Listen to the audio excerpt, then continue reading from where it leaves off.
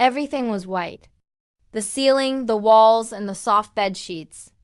The only sound was the steady beep, beep, beep of a heart monitor.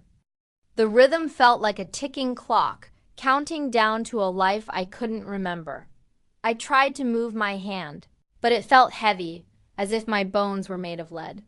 Suddenly, someone squeezed my fingers, a touch so firm it felt like an anchor.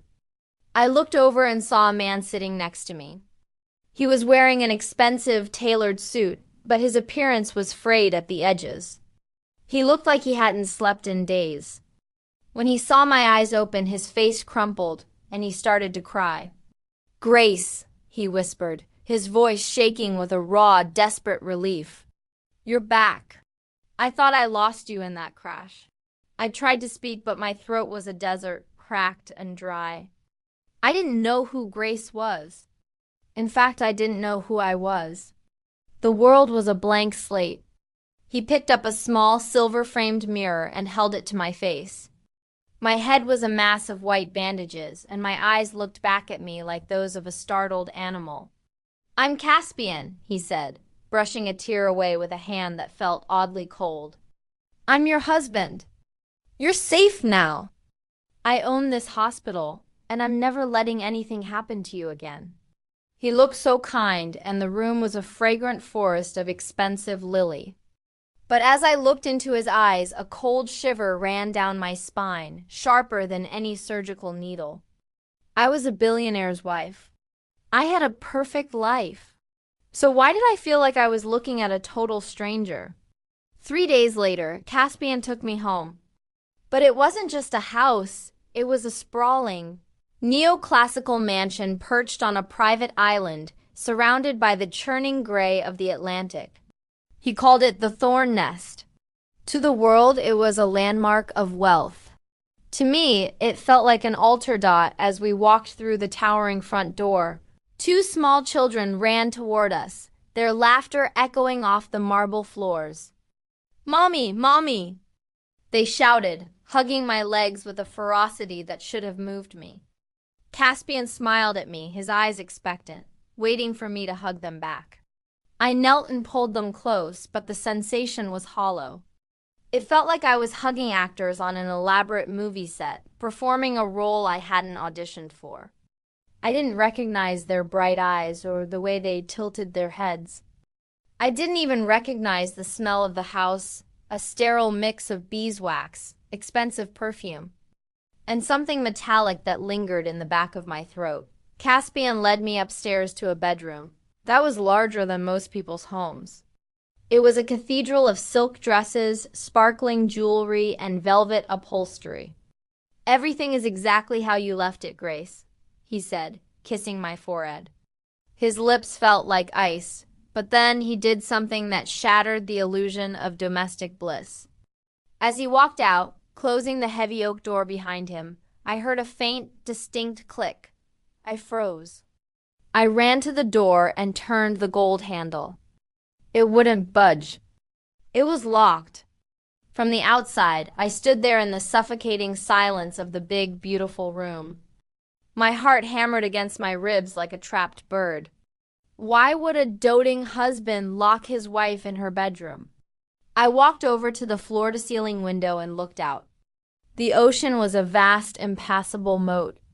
I was miles away from the mainland, separated by deep water and a husband who treated me like a fragile porcelain doll.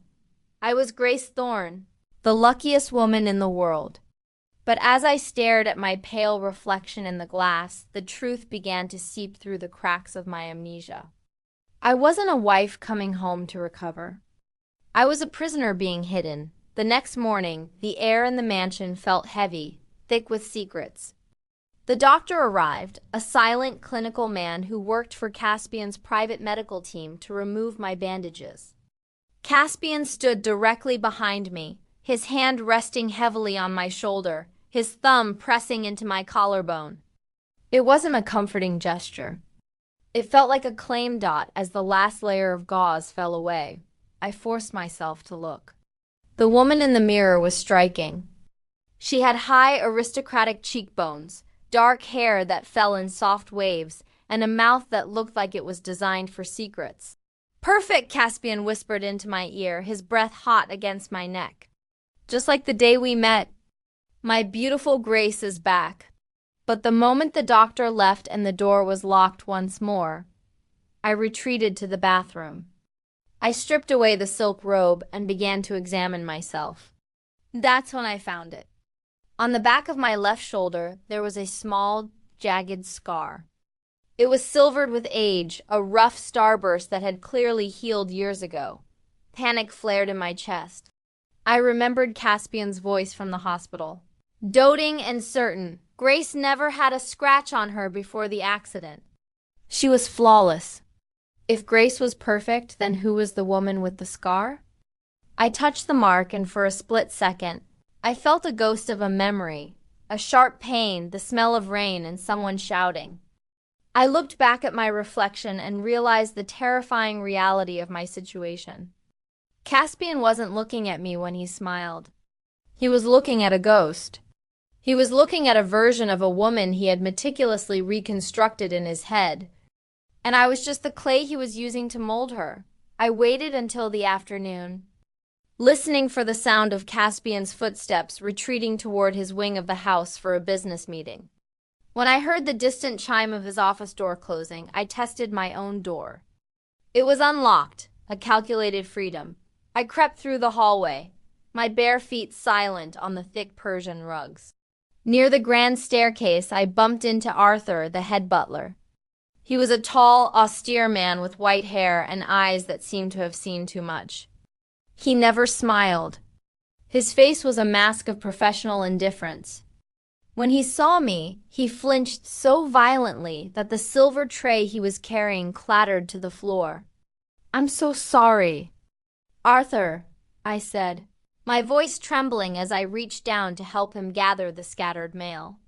He pulled his hand away as if my touch had burned him, his eyes wide with a mixture of horror and grief.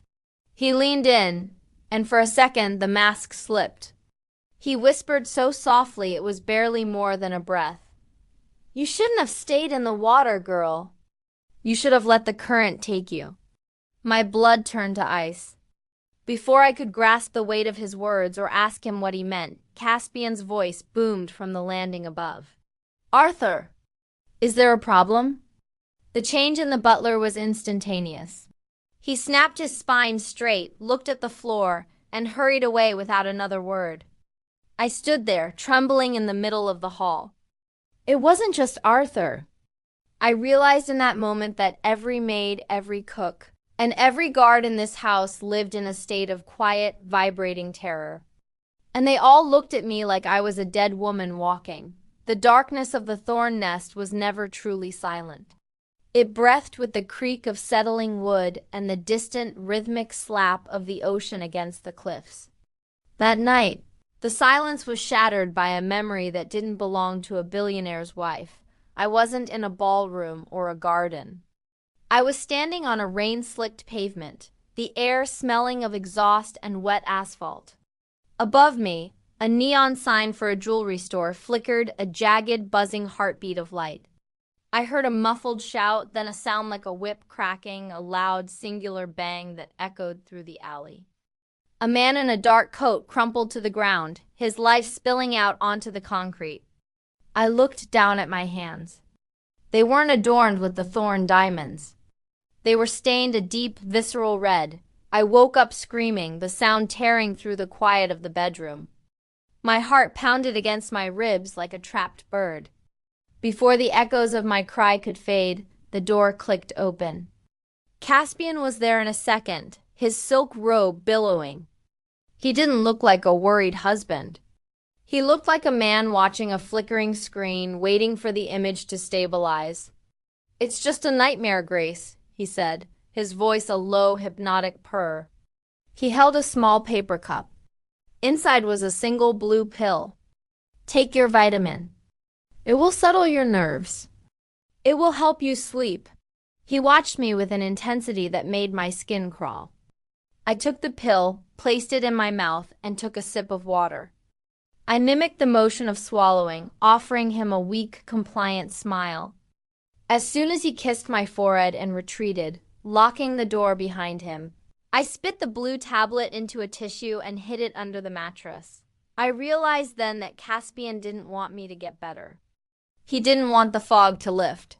He wanted me perpetually sedated, a living doll draped in silk, so I would never remember the blood on my hands or the woman I used to be. For 2 days, I flushed the vitamins down the toilet. The fog in my brain began to thin, replaced by a sharp, cold clarity.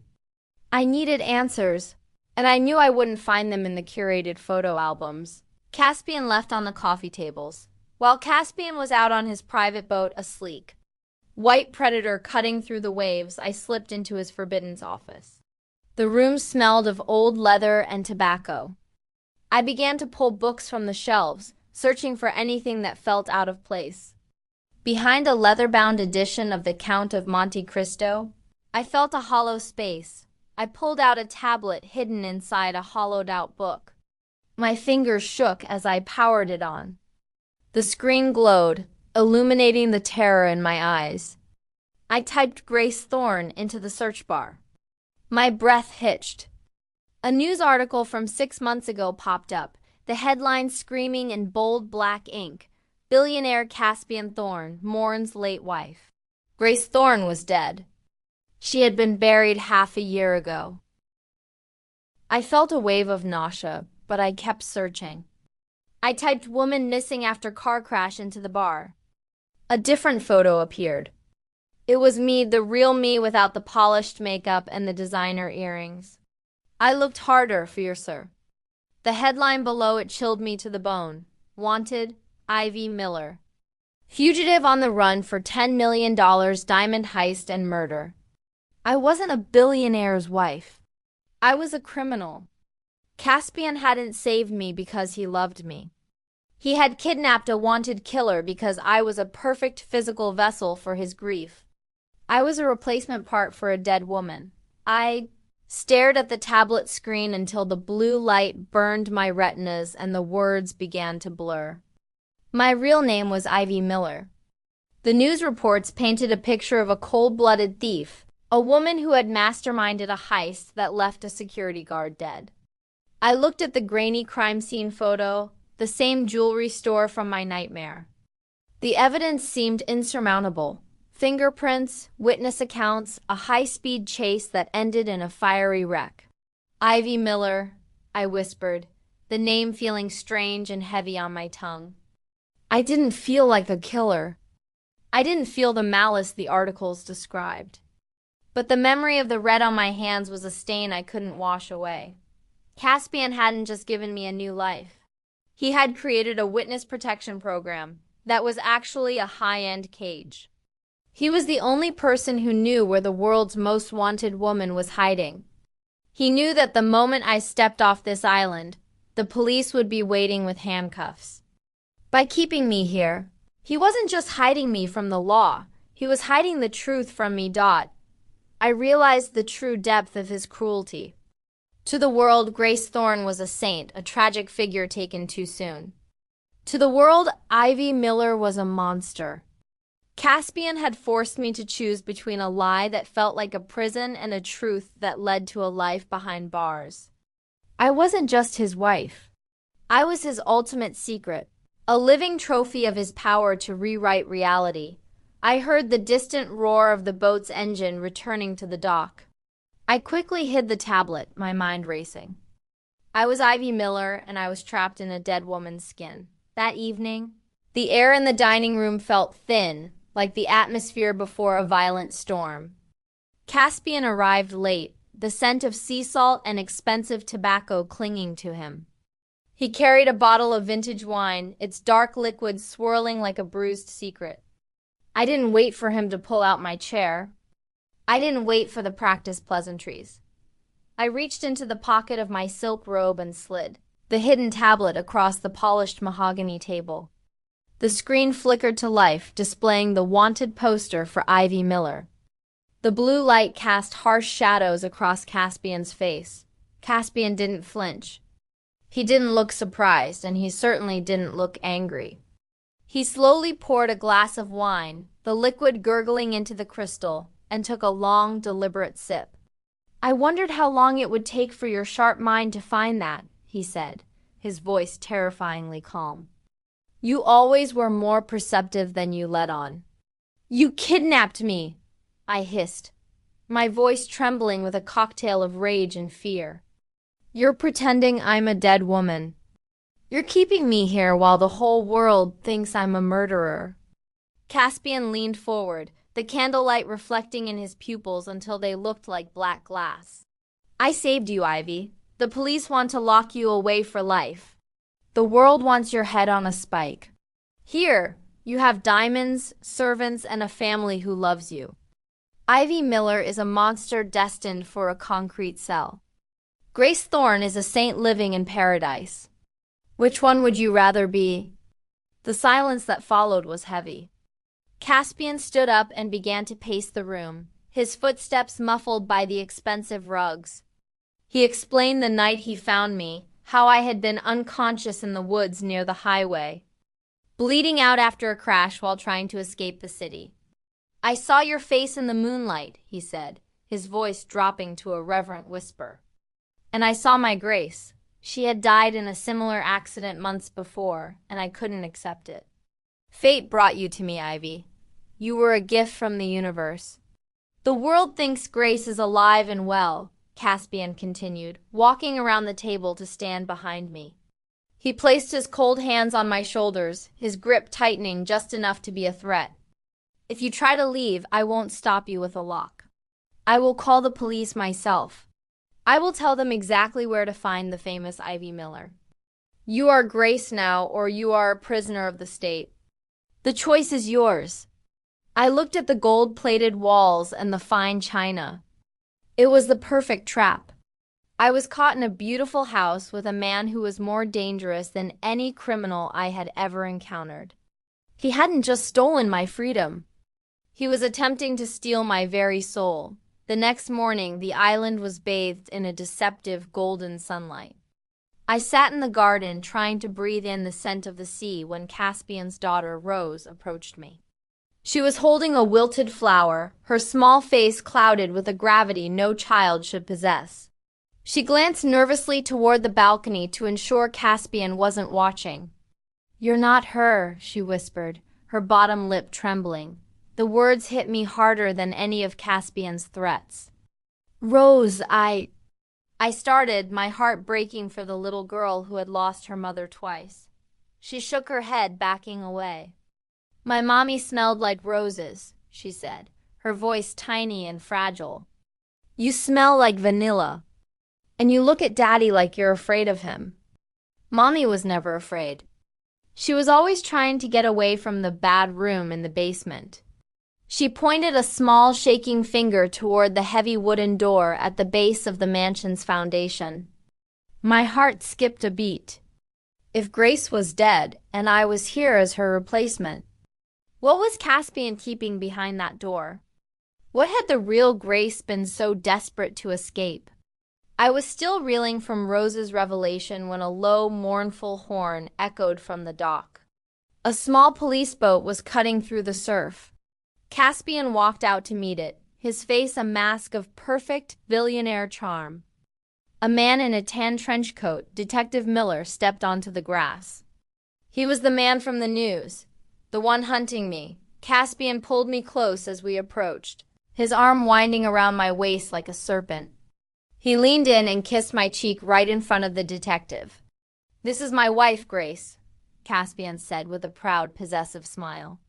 "She's still recovering from her accident, so please be brief. Her health is quite fragile." I looked into the detective's eyes, screaming for help in the silence of my mind. But I felt Caspian's grip tighten. His fingers dug into my side, bruising the skin. It was a silent promise. One word and you're gone. I had to play the part. I smiled, nodded, and acted the role of the doting, recovering wife while my own hunter stood only 3 feet away. The detective eventually left, but as his boat disappeared into the horizon, he looked back at the house with a lingering, suspicious gaze. He wasn't convinced. Later that afternoon, Driven by a desperate need for the truth, I returned to the garden where Rose had been playing. I noticed something metallic glinting in the dirt near an old, overgrown rose bush. I knelt and dug it up, my fingernails caked with soil. It was a silver locket, tarnished but intact. I snapped it open with a click. Inside was a photo of the real Grace. She looked exactly like me, but she wasn't with Caspian. She was laughing, her head thrown back, hugging a different man, a man who looked at her with genuine, unforced love. On the back of the photo, a message was inscribed in elegant script. "To my Grace, let's run away tonight. Everything is ready." The realization hit me like a physical blow. Grace hadn't died in a tragic accident. She was trying to escape Caspian's obsession. He wasn't a grieving widower. He was a stalker who had stopped his wife from leaving by any means necessary.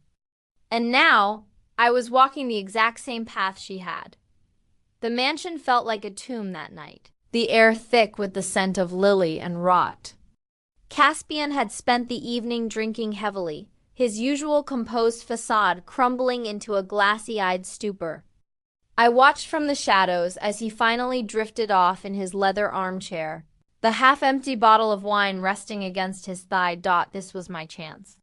I crept toward him, my breath held tight in my chest.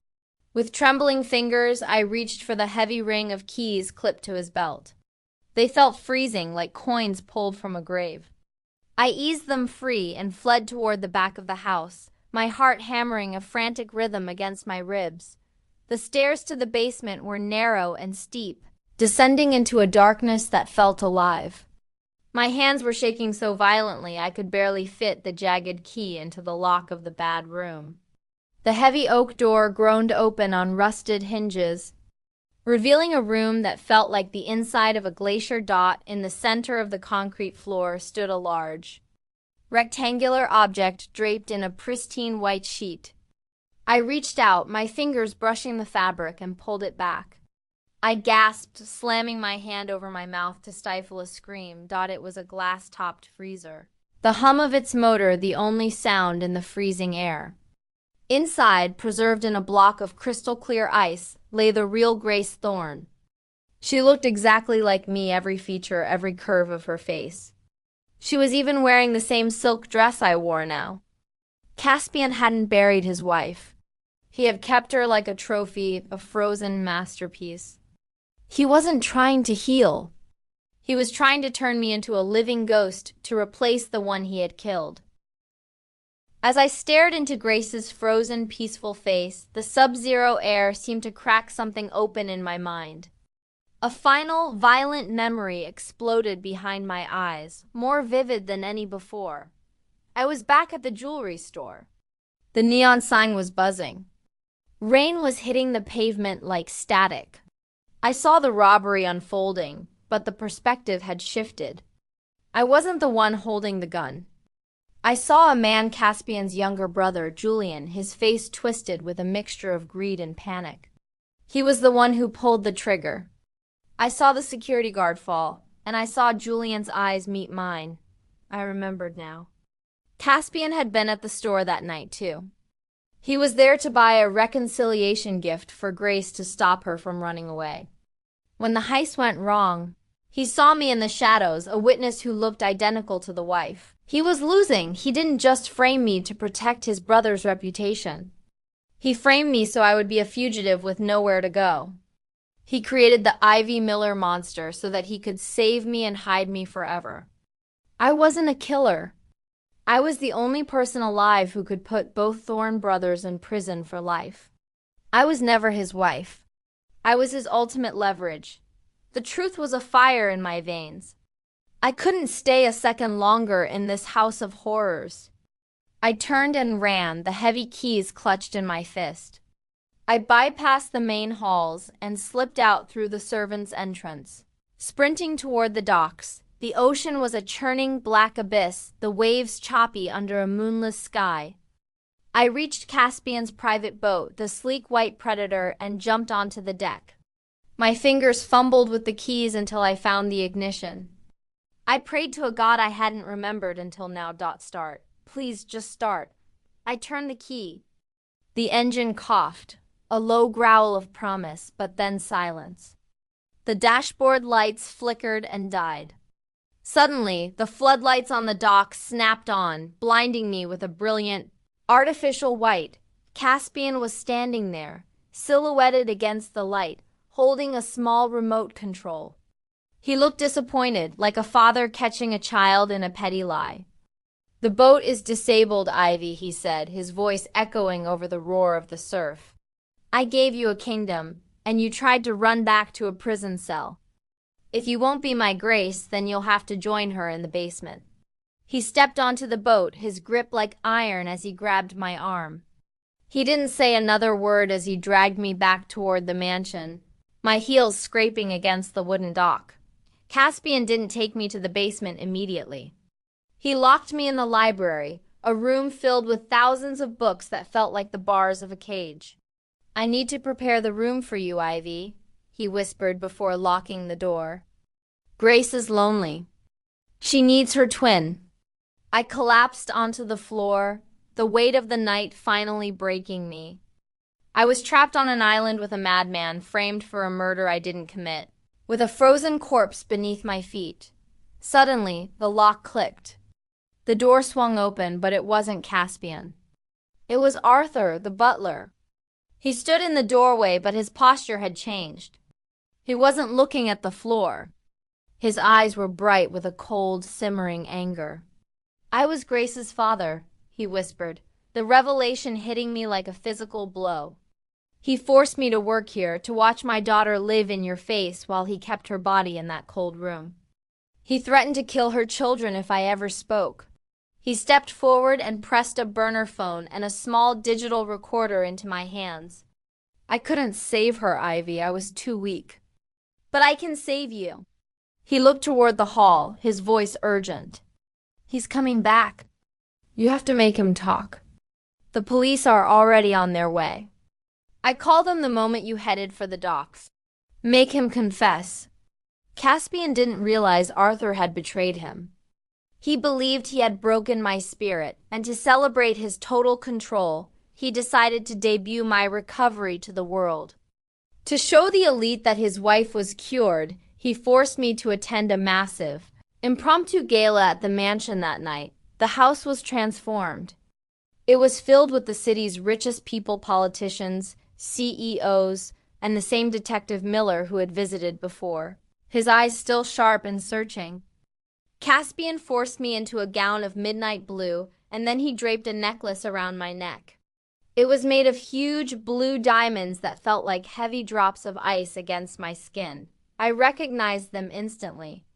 These were the stolen diamonds from the heist, the $10 million stones the police thought I had murdered for. Caspian wasn't just hiding his crimes. He was flaunting them, wearing his victory over the law in front of the very men hunting the thief. He smiled at the guests, the perfect host, while the evidence of a murder hung around the neck of his wife. In the middle of the ballroom, under the shimmering light of 1,000 crystal chandeliers, Caspian raised a vintage crystal glass to toast Grace. The crowd went silent, captivated by the billionaire's romantic recovery story. This was my moment. I felt the weight of the digital recorder Arthur had given me, tucked hidden against my thigh. I walked to the center of the room, my heart a steady drum of defiance. As Caspian leaned in to kiss my hand, I reached into my gown and clicked the device on. "Tell them the truth, Caspian," I said, my voice projecting with a strength that stopped the music. The room went deathly silent. "Tell them how your brother Julian killed that security guard. Tell them how you framed Ivy Miller because she was the only witness who looked like the wife you murdered." Caspian didn't panic. He laughed a hollow, arrogant sound. He thought he was untouchable. "No one believes a fugitive, Ivy," he hissed under the cover of the guests' murmurs. He stepped closer, his face inches from mine, his voice dropping to a lethal whisper. "You're Grace Thorne. You're mine. I'll kill you just like I killed her if you don't shut up and smile." The recorder caught every single word, the confession, the threat. and the admission of Grace's murder, I didn't flinch. I pulled the recorder out from the folds of my dress and held it up high for the entire room to hear. The speakers in the ballroom, connected by Arthur earlier that evening, began to broadcast Caspian's own voice, "Kill you just like I killed her." At that exact moment, the heavy doors to the basement were thrown open. Arthur stood there, leading Detective Miller and a group of horrified guests down toward the bad room. A second later, a blood-curdling scream echoed from the bowels of the house as the first guests saw the glass casket and the frozen remains of the real Grace Thorne. Caspian tried to run, his face twisting into the mask of the monster he truly was. He dove for the terrace, but Detective Miller was faster. He tackled Caspian to the polished marble floor as the socialites scrambled in terror. The detective stood over him, then looked at me with a profound, somber respect. "Ivy Miller," he said, "I think we have some things to discuss at the station, but I don't think you'll be needing those handcuffs anymore." We found the brother, too. The trial lasted for months, becoming the biggest scandal in the country's history. Julian Thorne, broken by the weight of his brother's madness, confessed to the heist and the shooting. Caspian was found guilty of kidnapping, framing a witness, and the first-degree murder of his wife. He was sent to a maximum security asylum for the rest of his life. Trapped in a white room of his own, Arthur, finally free from his daughter's killer, took the children to live in a quiet house in the mountains, far away from the toxic Thorne legacy. He promised they would always know the truth about their mother's bravery. I stood on the courthouse steps on the final day, the sun finally feeling warm and honest on my face. I wasn't Grace Thorne, the billionaire's puppet, and I wasn't Ivy Miller, the wanted killer. I was just Ivy, a woman who had survived the dark and fought her way back to the light. For the first time in my life, when I looked in the mirror that morning, I finally recognized the person looking back. She wasn't perfect, and she wasn't a saint. She was real. Ivy was a woman with no name, trapped in a dead woman's life. But Caspian Thorne forgot one thing. You can change a woman's face, but you can't erase her soul. I have to ask you, if you were Ivy, would you have accepted the billionaire's lie to stay out of prison? Or would you have risked your life to prove your innocence? Drop a comment below with lie or truth. I'm reading all your comments. Hit that like button if you want to see a story about what happened to the real Grace. Subscribe for more twisted mysteries. Months later, I stood on the mainland shore, watching from a distance as the demolition crews began to tear down the Thorne nest. The mansion looked like a dying beast under the gray sky. I thought seeing it fall would bring me peace. But as the wrecking ball swung toward the basement, a frantic call came over the police radio. Detective Miller, who had stayed by my side through the aftermath, ran toward the ruins. He returned 10 minutes later, his face the color of chalk. In his hand was a heavy, rusted metal box pulled from a secondary hidden chamber behind where the freezer had stood. "Ivy," he whispered, his voice trembling. "Caspian didn't find you by accident after that crash?" He opened the box. Inside were hundreds of Polaroid photos, but they weren't of his dead wife, Grace. They were of me. There was a photo of me at 10 years old in an orphanage. A photo of me at 18, working my first job.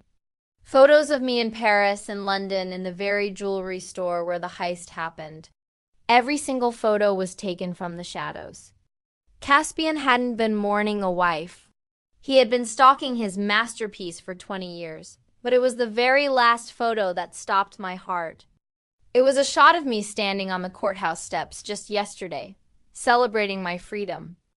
In the reflection of the glass door behind me was a man in a familiar tailored suit, his hand flashing a Thorne signet ring. Caspian was in an asylum. His brother was in prison. So who was the man in the reflection? I realized then that the Thorne family didn't just have secrets, they had a legacy. The trial wasn't the end of my story. It was just the end of the beginning. Caspian is behind bars, but the photos prove Ivy was never truly alone. The hunt didn't start at the crash. And it didn't end at the trial. Who do you think is in that last photo? Is it a third Thorne brother, or has Caspian already escaped? Drop your theories below. If this reached 1,000 likes, I'll drop the first chapter of Stolen Life, The Second Shadow. Hit that subscribe button so you don't miss the reveal.